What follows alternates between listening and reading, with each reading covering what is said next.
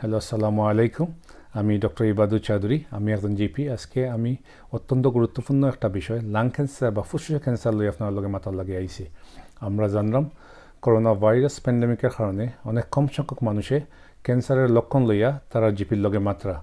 যদি আপনার বা আপনার প্রিয়জনের 3 সপ্তাহ বা এর বেশি সময় ধরে কাশি থাকে, যেটা করোনা ভাইরাস ইনফেকশন নয়, আপনি অবশ্যই আপনার জিপির সাথে যোগাযোগ করবা।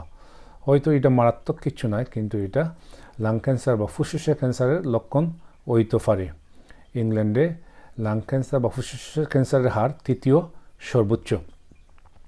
যদিও লাং ক্যান্সার মানুষ মারা যাওয়ার অন্যতম বড় কারণ, কিন্তু আমরা যদি প্রথম দিকে এই রোগটা ধরতে পারি তাহলে চিকিৎসার মাধ্যমে আপনার জীবন বাঁচানো সম্ভব। যদি এই রোগ শুরুতেই ধরা যায় তাহলে চিকিৎসার মাধ্যমে তাড়াতাড়ি ভালো হওয়ার সম্ভাবনা থাকে। অন্যান্য আরও যেসব লক্ষণ এই রোগে দেখা দেয় তা হইল শ্বাসকষ্ট, ফুসফুসের সংক্রমণ, ওজন কমে যাওয়া এবং কাশির সাথে রক্ত আওয়া। এই লক্ষণগুলো যদি আপনার মাঝে বা আপনার প্রিয়জনের মাঝে দেখা দেয় তাইলে অবশ্যই আপনার জিপির সাথে যোগাযোগ করবা, এতে আপনার জীবন বাঁচতে পারে। NHS সর্বদা আপনাদের সেবায় নিয়োজিত।